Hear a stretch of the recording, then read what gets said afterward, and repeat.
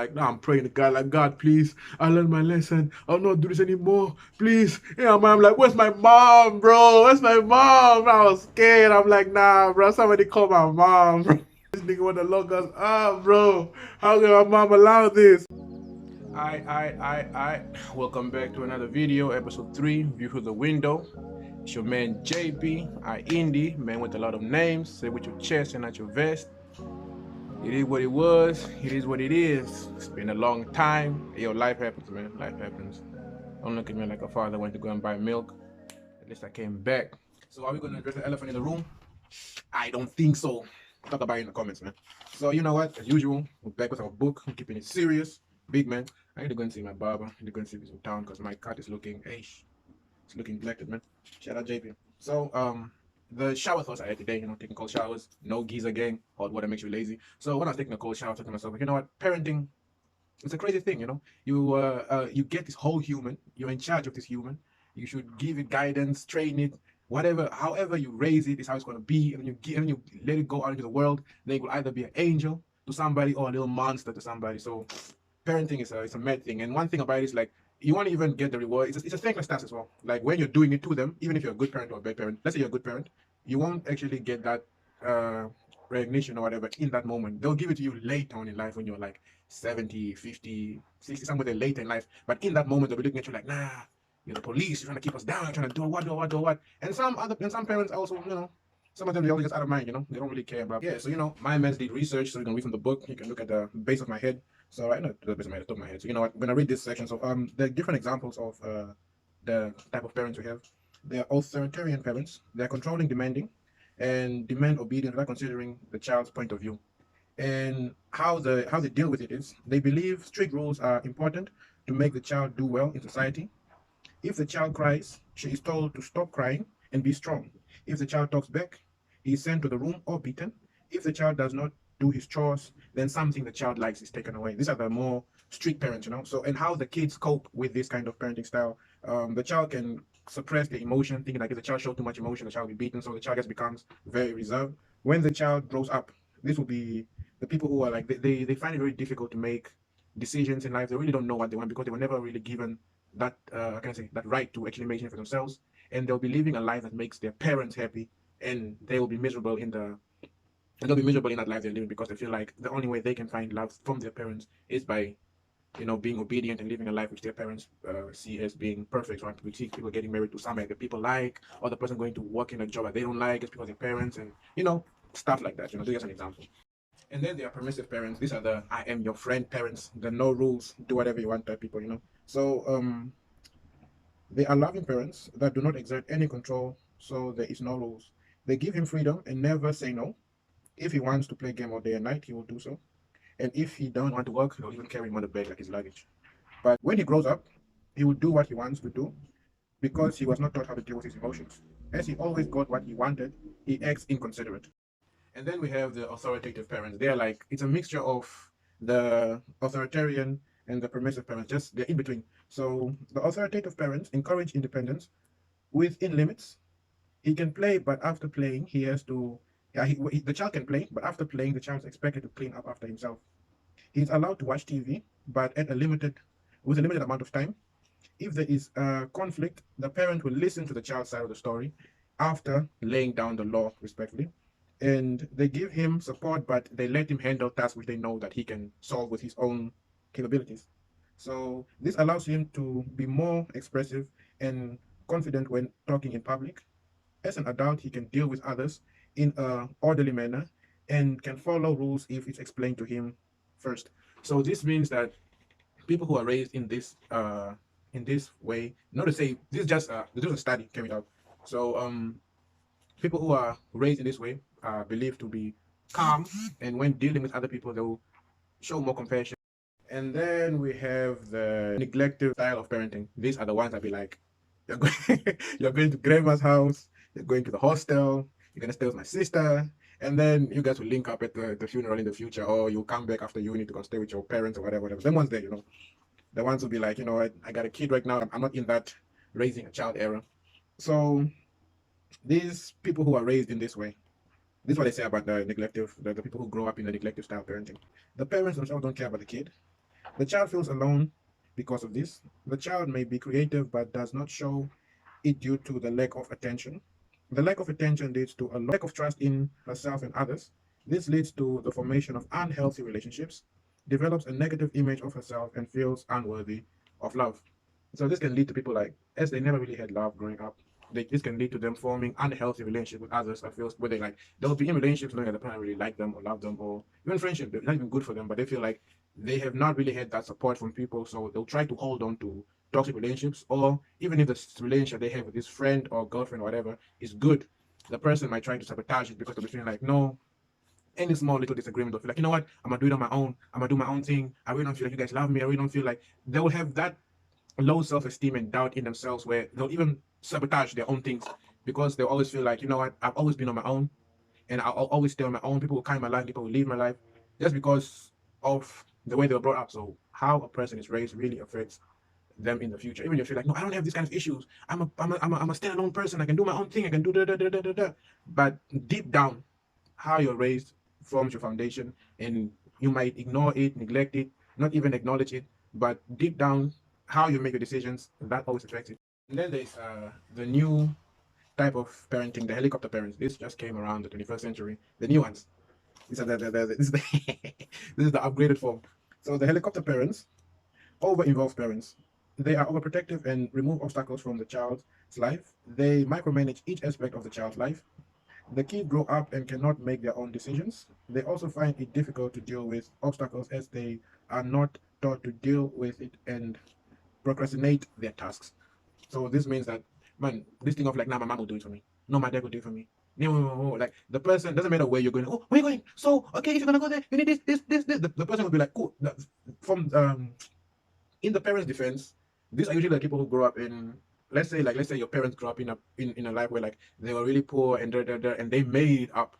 So now it's something we learn in school, like a negative positive feedback. So it will like before that it will be like an overcorrection of something. So they grew up in a poor house, and then they did whatever they need to do. They hustled. Now they're on, and now they'll try to give you that life, but also protect you from the obstacles which they went through. And so, whenever you are in some difficult situation and what, they'll try to solve your issues, direct you in what way you want to go to. And doing this, when you become an adult, you won't really know how to solve your own issues because people have been solving it for you. You won't even know how to deal with conflicts and what because they will take the conflict away and just. So these people actually deal with. They're the ones who are so indecisive when it comes to making sure that I don't know this, I don't know that, I don't know this, I don't know that. You get people who are like they ask advice, and when they ask advice, the advice you give them the one they'll follow because they don't really know how to make the choice themselves. They'll be like, what do you think about this? If you give them advice, they'll go and do the thing. So because like the foundations in them were the ones of people always did everything for them, so they really didn't build a foundation of standing on their own business, if you get what I mean. All that to say, parenting is a very weird thing. It's like, nobody's taught on how to, you're not taught as a kid, like, okay, when you get a child, you should do this. Your grandfather learned on the job, your parents learned on the job, you are going to learn on the job. At least now people are writing books and what, but it's not something that's actually like given out like something that's actually pushed like, yo, you should actually learn this. This is what it means to raise somebody. This is the effect you can actually have on somebody's life. It's a weird one. So the whole thing about, that's a bad parent. That parent was not there. They're all learning on the job, and they're all just trying. So at the end of the day, it's like it's a very weird thing, man. It's a very weird thing. So they're all trying, they're all learning on the job, and it's a madness. It's a madness. So we gotta be grateful, man. That's all I gotta say. We gotta be grateful because it's a hard one because they develop their traits from the people that raised them. So they're trying to deal with their issues while they're trying to raise you and your siblings and still make it in life. And then it's a mazalina. I'm just saying, parenting is a weird thing. It's a thankless task, and then when you get thanked for it, it's down the line. So you won't even know if you're doing a good job. You know if you're doing a bad job. But sometimes I think of like, oh, you did good type shit. Like you don't even expect that. So yeah, all that to say is like, parenting is weird. This whole segment was all over the place because it's just weird. Just to identify the kind of parenting styles they are, just to know that your parents grew up in this kind of parenting style. That's why they're like this, and now they got to deal with you and your siblings while trying to make it in life and instill some values in you, protect you from the thing. Not because like it's a whole mess. Yeah, as we are still stuck on this, on this topic about parenting. We're gonna talk about a story time of how how my dad almost took me and my brother to jail, prison after we went to a sleepover at a friend's house. Shout out my dad. He actually watches this video. Ah, my dad is actually a subscriber. Ew. Ah, fine. If you see this video, just know it's not. It's love. It's love. This is for educational purposes.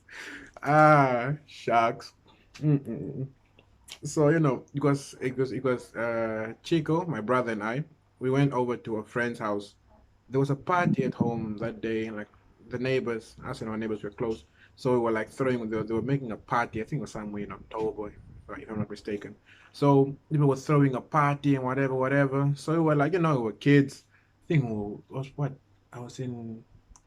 I was in what? I was in grade 7 or grade 8. Nah, I think I was primary school, probably grade 7. So the whole thing was we were bored, so we're like, cool, we're gonna go down to my friend's house. They're home alone, chill, watch some movies, eat snacks, da da da da. Go back tomorrow. My sister knew where it was. We told my sister, so I don't know if we told my sister or something. I think we did. That memory is foggy, but that's okay, cool. And then we went over there.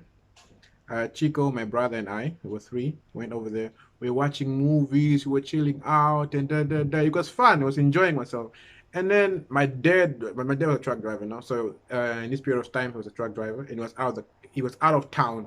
So the man them, we went crazy. We went out doing our own thing. Anyway, but we was literally like it was we were in the same street. We went to about the fourth, fifth house down the street or whatever, which is in the same area. And then the thing was, my dad came home that day. We didn't even know he was in Namibia. We didn't even know he would be home that day. We were like, you know what? Dad is out. We will dip and we'll come back. Non crazy. My dad is old school. My dad is that old school type parenting. Like he'll talk, he will listen to you. You guys will have a back and forth, back and forth, back and forth. But after he lays the law down, that's the law. You follow. It's all love. Just believing like, yo, you're a man, you're a man. Do your business, handle business. Don't put yourself into funny situations. So he's very strict when it comes to his boys. Man, them don't play. So the thing was, my sister knew it was. Now at the sleepover, we were like, it was getting late. I think it was around 9, 10. I think it was about 11 o'clock. I was already dozing. And then Chico woke me up. Chappy, Chappy, Chappy, Chappy. I'm like, what, nigga, what? And they're like, nah, the window. There's a white test outside. I think it's your dad. I'm like, what? Bro, my heart sank to my stomach. My dad don't play. My dad don't play. My heart sank to my stomach. Now my brother Day Day was also there with me. We're like, what? It's dad. I'm like, what? We look at the window, saw my sister sitting passenger, and my dad. I'm like, this snitch. And she sold us out. I was like, nah, bro. I was pissed. Pissed and scared at the same time. Like, my dad don't play. Old school. You know what I mean when I say old school, backhanding them. So I was like, bruh, I'm gonna get licks today, man. We go in the car, niggas look back. Oh, so it's what you guys doing at home, né? You guys don't listen. If you think you're big, you wanna sleep outside, né? You guys wanna go to jail or sleep in jail. Like big men, bruh. The fear that washed over me. My heart was beating fast. Hands were sweaty. I'm like, jail, bro. And even like in high school, in primary school, I was short. I only got my growth spurt in grade 9. I was short. Me and my brother sitting at the back seat, my dad and my sister in front. Man, sped down the road. Went to the police station in Naraval. Went in there. Told them the story. These boys don't even listen. They were sleeping outside. No, we gotta lock them up for the night. I'll come and get them tomorrow. I'm like, bro, as a man, when you think about going to jail, it's only one thing, bro. Niggas, nah, you know what I mean, bro. Niggas out here putting things in your bumper, bro. Niggas going, I can't even, bro. It's traumatizing things. Bro, I'm like, I cannot go to jail today, bro. I cannot go to jail today, bro. There's some traumatizing things. They told him no. My dad, once he puts his mind to something, he'll do it. That's one thing I like about my dad, bro. But in that moment, I'm like, bro, on this thing, bro, like, chill out, man. Let's go home, bro. I learned my lesson. My dad was like, nah. In the car. Went in the car, whoop, drove to Kwisepmund, went to both police stations. Nothing. My dad didn't like it. Like, you know what? There's one more. We're going to town. When he went to town, he brought us in. The guys took us to the back. I don't even know if we were like near the cells or whatever, but we were barefoot. It was cold. We could see the bars, like the bars, and man, it was just a dark alley, man. And I was just afraid. I'm like, bro, imagine if I sleep in there, how will I even sleep? Will I be sleeping on my bed? Will I be sleeping on my back? You know, those guys cannot even take me. Will I, how will be fighting grown men? There. And now we could hear the voices of the people, like the criminals in the back. And what, bro? You're on some like scared straight thing, bro. My heart was beating. I'm like, nah, I'm praying to God, like, God, please, I learned my lesson. I'll not do this anymore, please. Yeah, man. I'm like, where's my mom, bro? Where's my mom? I was scared. I'm like, nah, bro. Somebody call my mom, bro. I don't even know, man. Like, we left. Man, I'm like, nah, where's mommy, man? Where's mommy? This nigga want to lock us up, bro. How can my mom allow this? I didn't even know about this, right? I don't even know if my mom knows about this, right? I think she does. I'm not sure. Maybe she'll watch the video and comment in the subscription. Yo, love you, mommy. So and the thing was like, bruh. Then we heard the guys, the police officers now telling us like, no. I telling my dad like, you know what? We can't actually lock them up. They're minors. They really didn't do anything, but we can scare them. Yay! That devilish grin on my face. I'm like, yo. God is alive, man. God is alive. He's a real one. He knows. That guy answered my prayer that day, bro. Barefoot in the police station on that dirty floor, praying. I'm like, nah, bro. I cannot be locked up today, man. Nah. And then the guys came to the back. They looked at us. They were feeling like towering over us. Now you had to be like, you had to be tough towards us. Like, yeah, you guys, don't listen. Don't do this thing anymore. Now you gotta look down like you're not smiling. Yes, officer, yes. As a kid, I was rotten. I was a rotten kid. I got calm. And so as a kid, nah. My dad had to be as strict as he was because I was a problem, man. So I was like, yeah, you guys don't listen. Don't do this again. If you guys sleep outside again, we'll lock you up with those guys. Wanna be in the criminals? Wanna be in the night? I'm like, yeah, kind of talking his stuff with broken English and scared us. We got back in the car. Silent ride home, bro. Quiet. Going, just driving down the road. My dad was speeding. My dad was talking and talking and talking. But this moment I was zoned out. The only thing on my mind, I'm like, oh, I'm gonna sleep on my bed. I have to be on my best behavior for the 2 weeks you'll be home. And to wake up in the morning, rake the yard, best behavior, acting like you're the pastor's child. You're not doing the good things. Yeah, man. But shout out my dad. So the whole thing, just to round up the whole parenting thing, is like, we came from the north side. My dad moved to Valfus Bay, for work purposes. And then we had to come here, start school here in Wating. So people in the Ville, like drugs and crime and for the young people, it's very high. So for him, like, that's the only way he thought, like, I gotta scare these boys, do something, because I can't let them go down this road and stuff like that. So I understand from his perspective why he had to do what he had to do, and the reason why he was like that when we were growing up. Is like, it's scary though. You go out, you come back, you see people that used to play with your kid.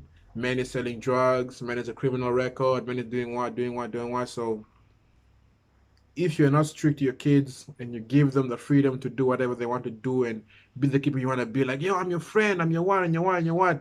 You can give your child freedom, but to a point, because when you see him going down this crazy road that this can end up to this, now you got to put your foot down and really stamp that thing out, because if you don't take out the weeds from your garden, that thing's going to be burned up, man. I think it's just going to be crazy. So he had to, do what he had to do just to keep us in line. And you know what? I did not go to any sleepovers after that, bro. I was chill, man. Even like you have to stay out late, I had to come back home, man. After, I had to, hey, can't be going to jail. But even though I knew they wouldn't actually arrest me, but yo, you can't take them risks, man. Jail for a man. Go put things in your bonnet, bro. You can't even you can't do that, man. You can't do that, man. Shout out them, man. Yeah, so the crazy take of the week is DNA tests should be mandatory at birth. Because things that are happening out here, bruh. You'll be getting cows raising goats. That's because they say they have the same ears. You'll have dogs raising cats. That's because the cat said they have four legs, just like the dog. And all it is say like, yo, just because the child looks like you'll be raising the child. And this lady's actually choosing people. Like, I like this man because he has a good heart, he'll raise my kid. I like this man because he has a nice bank account, he'll raise my kid. Or this man stayed around and this man went. So, bruh, stories out there, mad. So the creative of the week is because of a thing I saw on my juice. My gal sent it to me. My baby. Shut up, baby, man. So the thing was like a girl commented on the page saying that she had two guys she was dating. She had a boyfriend and a side nigga. So she was smashing the nigga on the side, and then she got pregnant with the side nigga. But she thought the baby belonged to her main nigga. So after that, she when the child was born, she saw like nah. She even said in a comment like no, the baby betrayed me because the baby just looked like my side nigga. And then she gave that baby to her main nigga. Told the main nigga he is the father. Of course he will say he's the father. He don't know about the side nigga. And the gal them out here saying like no. And then she was hurt because she wanted to give the baby back to the side nigga. And the side nigga said, you know what? I don't want a child with too much stories. You get a nigga that child and you keep it. And now she is depressed, thinking like, you know what? I don't know what to do. I already gave this man the child and da. And it's a mad one. There was even a movie like this show I watch, Adulting. Shout out Adulting. If you guys watch Adulting, you know, you know. Spoilers alert, it's already too late. In this show, Adulting, there's a guy named Mpo. Mpo has a wife. And then as he goes out with his friends doing all the things they do in the community, blah blah blah, got a side chick named Palisa. Started smashing Palisa. Palisa left him, got married. After Palisa was divorced, Palisa called him and told him like, nah, my marriage did not go through, and it didn't go through because I was pregnant before the marriage. And then the guy said, nah, you were also having your fiance. I was like, we were just doing our own sneaky link thing here. You were smashing him, you were smashing me. How do you know it's my child? Girl told him like, nah, bro. I got a feeling it's your child, and I calculated the whole thing. It's your child. The guy's like, nah, you're crazy, bro. Me and my wife are doing this thing. We're cool together now. Dash, get out of my life. Then the girl went. After that, the girl gave birth, called homeboy, and told him, nah. The child looks like you, bro. Pull up, come check your daughter. The guy went there, checked her, like, nah, I want a DNA test. Girl was like, you know what, you want a DNA test? It's fine. We'll do it tomorrow. Girl was so like, she was so offended by the fact of like, nah, this nigga's asking for a DNA test. Are you crazy? Okay, cool. They didn't do the DNA test because homeboy said, you know what? She has my ears. Ears, bro. Ears. She apparently has my ears. This guy's crazy. And the whole thing, and I think there was even a thing in NEM where a guy did a DNA test on a girl. Somebody comment in the comment section if I'm wrong, or you can just put a link to the story, whatever. There was a guy asked for a guy did a DNA test behind the girlfriend's back, and then find out that I think they're three kids together. He found out that the last born is not his, the first born is not his, and the second born is his. And I think the whole thing was like I think the uncle is the father of the firstborn, and the secondborn is the lastborn is the lastborn's father is the blessed or something like that. It's a whole madness. Just say like, you know what? Nah, bro, nah. As much as they'll be like, no, some niggas run away from their babies, and some people don't want to be dads, and just because your boyfriend or just because your baby daddy, the original baby daddy, doesn't want to be a dad, don't mean you can out here pick and choose on like, no, you gotta be the father now. On some shit, it's like, man, if you want to have the kid, have the kid.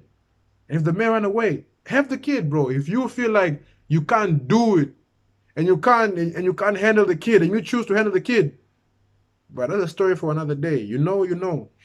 But you can't guys come here and choose like, you know what?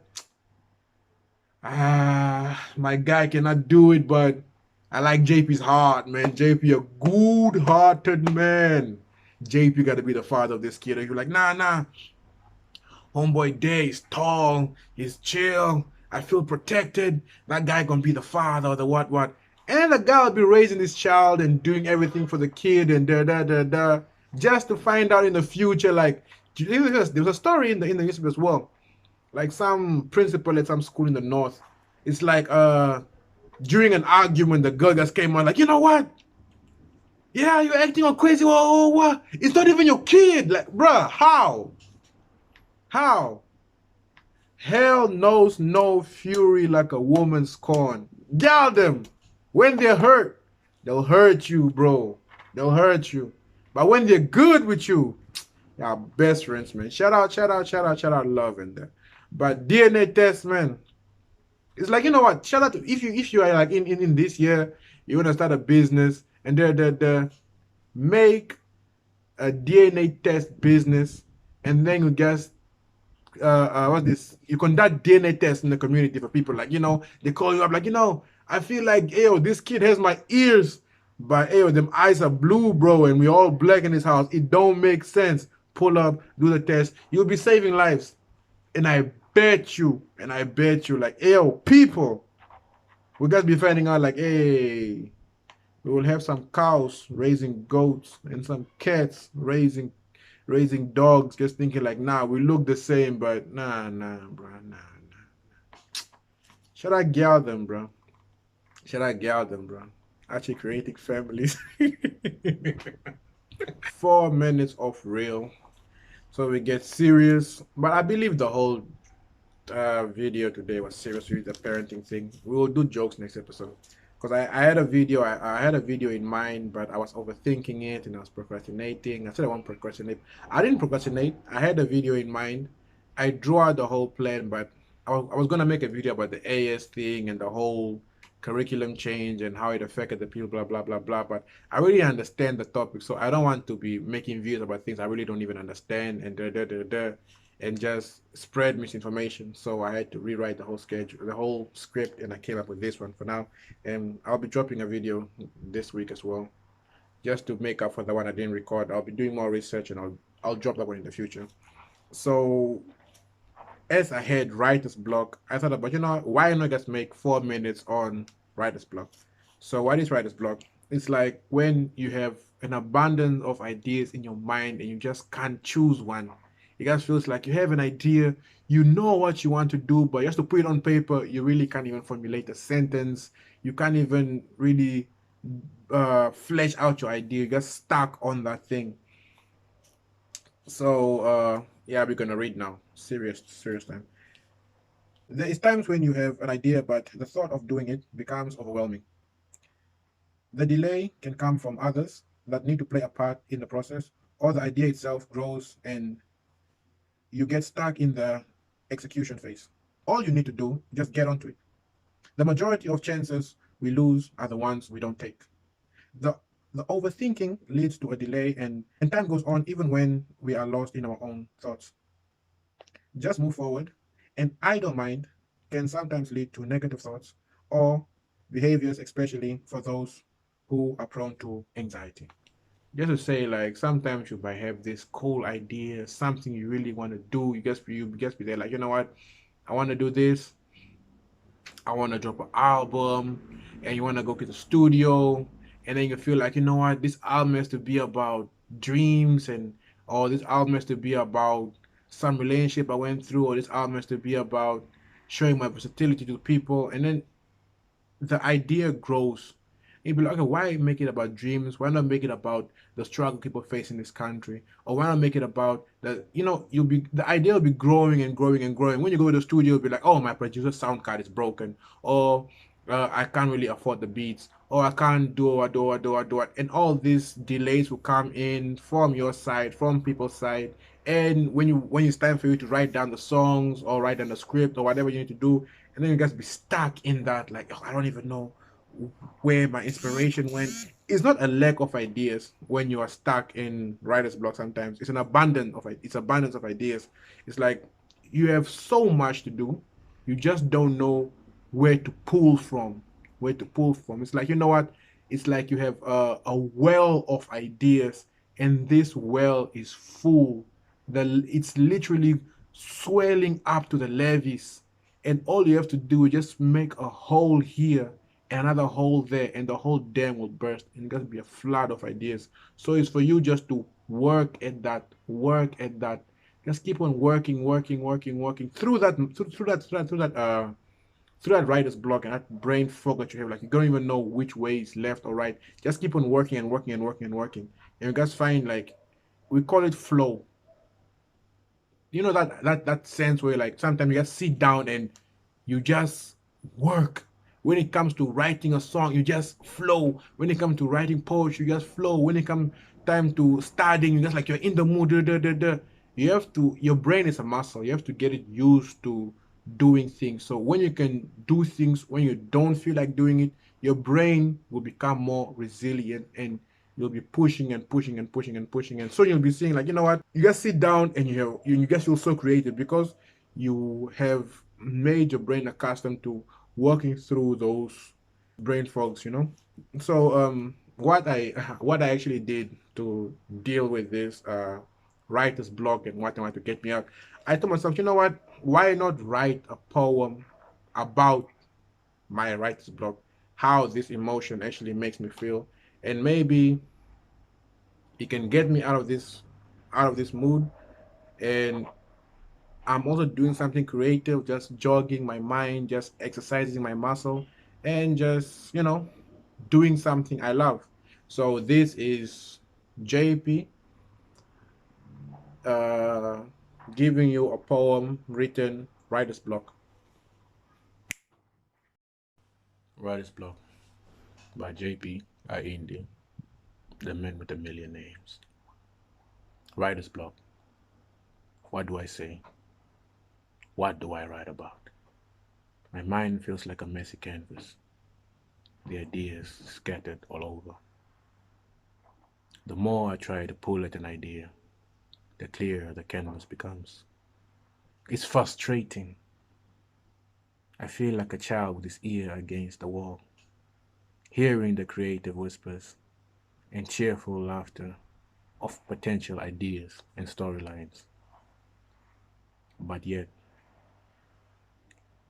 they are all behind a closed door with no key in sight. I rake my mind with hopes to discover a muse, but my mind is like a barren field, and my labor is in vain. What do I say? What do I write about?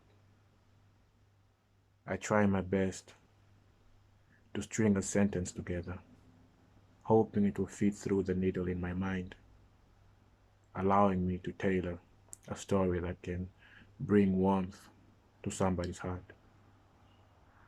But looks like today is not that day, and I ask again, what do I say? What do I write about? I that was a beautiful poem from JP. Just clap your hands. Just clap your hands. I'm being modest right now. Just one person giving applause. Just clap your hands. Clap your hands. All right then. So because I feel like this video just seems too serious for me. Or this, I'm gonna give you guys almost story time. This is the story time I wanted to give in the scrapped episode I was working on. It's gonna be all about school and blah blah blah blah. So it's a mad one, it's a very funny story to me. So I guess I thought, like, let me just give it out there. So the story is about how my teacher, that was in grade 7, a lot of stuff happened to me. This whole thing basically happened in grade 7. The same time when I was at the sleepover. So what basically happened was my grade 7, this is how my grade 7 teacher put gum in my head and made me he made me do PE in my underwear, basically. Mad. And my man was a racist as well. Nobody can even tell me anything. You guys mad racist, man. Shout out to the racists out there, man. Mad. So the whole thing was like this. Grade 7, when we had PE, you come, you'll divide you like boys class, girls class. So they'll take like the A and B class boys will go to the PE teacher, and then the A and B girls will go to their PE teacher. Then we'll all go outside, boys exercising on one side, girls on one side. We'll do our things. Then in primary school, ew, I love gum, chewing gum, like because way back then, gum was 5 cents, bro. Gum was 5 cents. With 5 cents in $1, that's how much. Quick maths. That's about like 20 in it. Like 20 gum. 20, right? Day, Zo. Yo, That's 20 gums, right? 20. 20, right? Yeah, 20, man. I had to call a friend, confirm the math. It's 20 gums. So the whole thing was like, I would buy these gums, get them, like start chewing from the morning, like when we're about to go home, like I'll have like a big water gum, stack that, just stick that thing under the table. I was a menace. So the teacher saw me chewing gum. I don't know, like apparently you're not allowed to chew gum. I guess, yeah, it's the rules. My man told me, give me your gum. And I was about to spew on the floor. The guy said, nah, nah, nah, nah, nah, nah. Spit it in my hand. I'm like, this nigga out here, nigga, what you trying to do, man? Yeah, spit your gun in my hand. I'm like, this nigga weird, bro. You know what? That's how you like it, man. In his hand, bro. Nigga took the gum, rolled it into a ball with my saliva, bro. I'm sorry if somebody's watching this video while he's eating, bro. I'm like, sorry, man. Nigga actually rolling that ball of gum. And then he pressed it into my head, rubbed it in nice, like I had an afro. Nigga rubbed it in nicely, nicely, nicely, nicely, nicely, nicely, nicely. And then asked for a scissor. Nigga took that water gum, rolled it up like this, cut the gum out, ha, and then gave it to me and told me go and throw it away. You know what? But this was like, man, as a kid, you're like, you be looking like, nigga, what? That's too much, man. That felt premeditated, man. That guy hit my afro, he hit me, or hit my skin or something like that. But that was too weird for me, man. Then that man told me, like, you know what? It's time for PE. I was vexed. Man, I'm like, you know what? Like, this nigga fucking crazy. And the school we were attending was very strict. It was very strict. You can't just leave anytime you want to leave. You can't like you gotta go with the principal and da da da da. It's a whole thing. So primary school, man, I was like, man, I was rattled. Man, I was like, you know what? This is weird. Cool. I didn't have any PE clothes on, but I had like, it's like, yeah, it's like the swim short things, man. Like not trunkies, but it's like a swim short thing. So I had those on underwear, and that's what I had under. And the guy told me, you know what? You have no shirt, so I had to train. I had to do my PE, no shirt, basically an underwear. Go out, do your thing. That's us running 2 laps in the schoolyard, doing push-ups, pull-ups, and what. Bare chest, bruh. Bare chest. Last period before we go home. And I'm like, bro, I was angry. And I was like, you know what? I don't even care, man. I'll be running. And the girls were looking at me. They're look at that boy. He's naked. Yeah, man, I'm like, you know what? I wasn't alone. I think we were like 3 that were running around in our underwear. So I'm like, bro, this nigga, we're grade 7, bro. What's your problem? Now we'll be doing push-ups, going up and down, up and down, up and down. And if somebody in the group is not actually doing it at the same tempo, the guy will start over on some military training things. And you know what? This guy, it's a weirdo, man. This guy is weird to me. Like, and you know, man, like I didn't like this guy. I didn't like this teacher. I was so vexed at him for the way he treated me and stuff like that. You know what? Cool. I went home, told my peeps about it. My dad wanted to run his ones.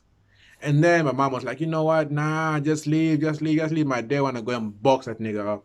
And my mom was like, nah, you know what? It's fine. The boy was going to cut his hair. It's white. My dad was vexed. And high school came. We had to go back to the thing. When you graduate from primary school, you go back and you have a breakfast thing.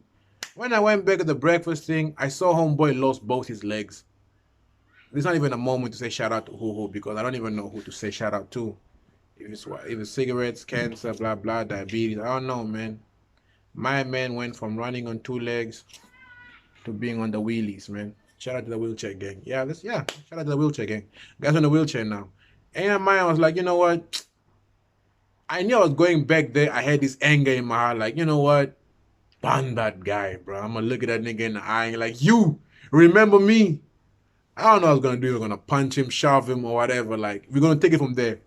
And then I was talking to my mates, and then my niggas looked at him like, bro, it's homeboy.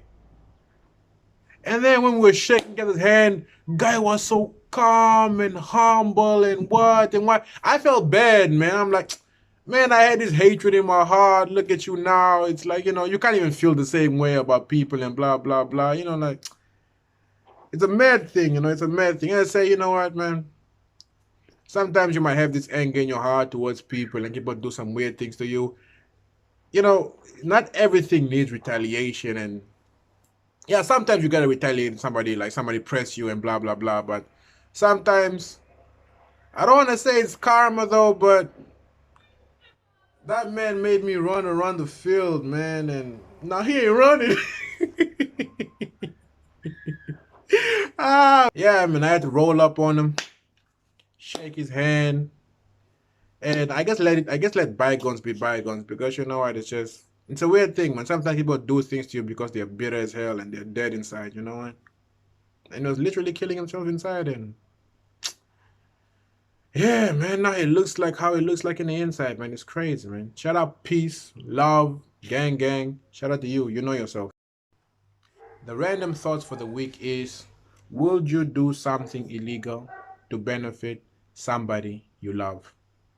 Scenario for the week is, you're in uni, last 2 years before you graduate, you lose your funding, your father disappears, your mother gets sick. Somebody comes to you and tell you, if you can kill one criminal every month, you'll get treatment for your mother, and then she'll be healed after 2 years. And if you can kill a random person every month, a baby, an old person, a child, it gets on random every month, your school will be paid for every month for these 2 years until you graduate.